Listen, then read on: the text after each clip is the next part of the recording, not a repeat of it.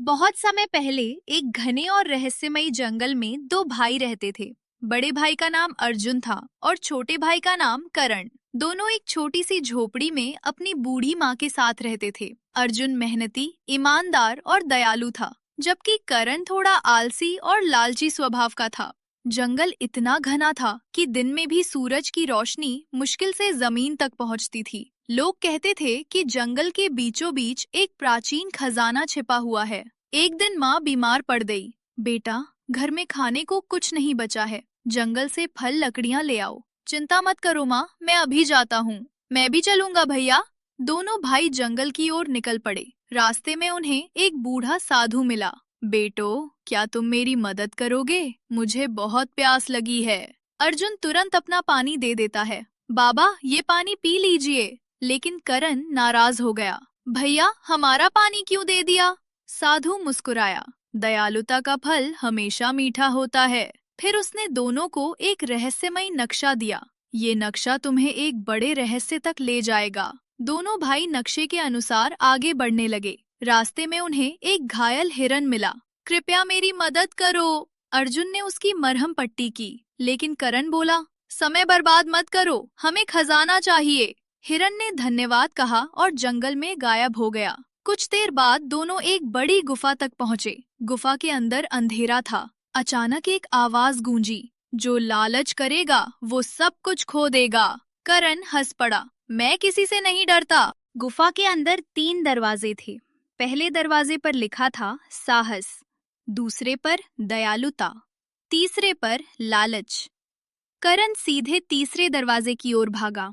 अर्जुन ने दयालुता वाला दरवाजा चुना। जैसे ही करण अंदर गया, उसे सोने के ढेर दिखाई दिए। करण, मैं अमीर बन गया। लेकिन जैसे ही उसने सोना उठाया, पूरा कमरा हिलने लगा। सोना पत्थरों में बदल गया। करण डर गया। दूसरी ओर अर्जुन के कमरे में एक सुनहरी रोशनी चमक रही थी। वहां वही हिरण खड़ा था जिसकी उसने मदद की थी। हिरण अचानक एक जादुई रक्षक में बदल गया। तुम्हारी दयालुता ने तुम्हें योग्य साबित किया है। रक्षक अर्जुन को एक विशाल कक्ष में ले गया। वहां सोने चांदी से भी बड़ा खजाना था, एक जादुई वृक्ष। ये वृक्ष हर इच्छा पूरी कर सकता है, लेकिन केवल अच्छे लोगों के लिए। अर्जुन ने अपने लिए कुछ नहीं मांगा। अर्जुन, मेरी माँ स्वस्थ हो जाए और हमारे गांव में कभी भूख ना रहे। जादुई वृक्ष चमक उठा। उधर करण फंस चुका था। वो रोने लगा। करण, मुझे माफ कर दो, मैं लालची था।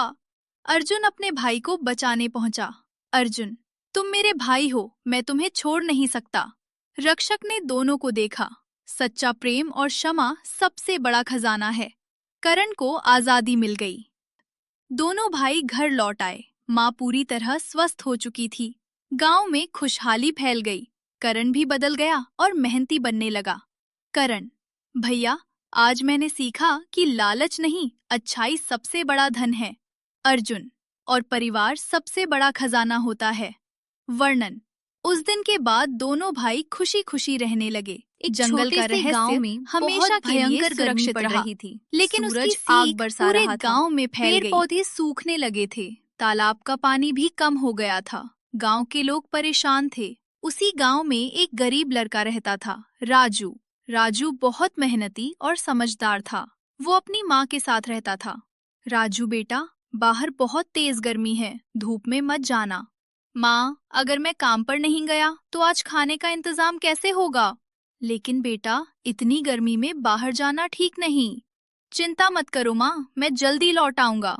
राजू अपनी पुरानी टोपी पहनकर काम की तलाश में निकल पड़ा। सूरज सिर पर आग बरसा रहा था। चलते चलते राजू को बहुत प्यास लगी। उसका गला सूखने लगा। काश मेरे पास पानी की बोतल होती। तभी उसे रास्ते में एक बूढ़ा आदमी दिखा, जो धूप में बेहोश होकर गिर पड़ा। बाबा, बाबा, आंखें खोलिए। राजू ने इधर उधर देखा। पास ही एक छोटा सा कुआं था। वो दौड़कर पानी लाया और बूढ़े आदमी के चेहरे पर छींटे मारे। बूढ़ा आदमी, बेटा, तुमने मेरी जान बचा ली। राजू, कोई बात नहीं बाबा, इंसान का फर्ज है मदद करना। बूढ़ा आदमी साधारण नहीं था, वो गांव के बाहर रहने वाला एक ज्ञानी व्यक्ति था। बूढ़ा बाबा, बेटा, तुमने इतनी गर्मी में मेरी मदद की है। मैं तुम्हें एक सलाह देता हूँ। राजू, कैसी सलाह बाबा? बूढ़ा बाबा, गांव की पुरानी पहाड़ी के पीछे एक सूखा तालाब है। अगर गांव वाले मिलकर उसे साफ करें तो वहां फिर पानी निकल सकता है। राजू हैरान रह गया। राजू गांव पहुंचा और सबको ये बात बताई। गांव वाला अरे छोटा बच्चा हमें सिखाएगा, सूखे तालाब में पानी, ये कैसे हो सकता है? लेकिन राजू ने हार नहीं मानी। अगर हम कोशिश भी नहीं करेंगे तो पानी कहाँ से मिलेगा? मुझे अपने बेटे पर भरोसा है, मैं इसके साथ हूँ। धीरे धीरे कुछ लोग साथ आ गए। तेज गर्मी में सबने मिलकर तालाब साफ करना शुरू किया। मिट्टी हटाई, पत्थर निकाले, थोड़ा और मेहनत करो। सब पसीने से तर थे। अचानक देखो, पानी! तालाब के नीचे से पानी की धारा फूट पड़ी। सब खुशी से झूम उठे। राजू की जय! तालाब भर गया। गांव में फिर हरियाली लौट आई। गर्मी अब उतनी डरावनी नहीं रही। राजू, तुमने पूरे गांव को बचा लिया। ये मेरी नहीं, हम सबकी मेहनत का फल है। उस दिन गांव वालों ने सीखा, गर्मी कितनी भी कठिन क्यों ना हो, अगर हिम्मत और एकता हो तो हर मुश्किल आसान हो जाती है। सीख, मुश्किल समय में घबराना नहीं चाहिए। मिलकर मेहनत करने से हर समस्या का हल निकलता है।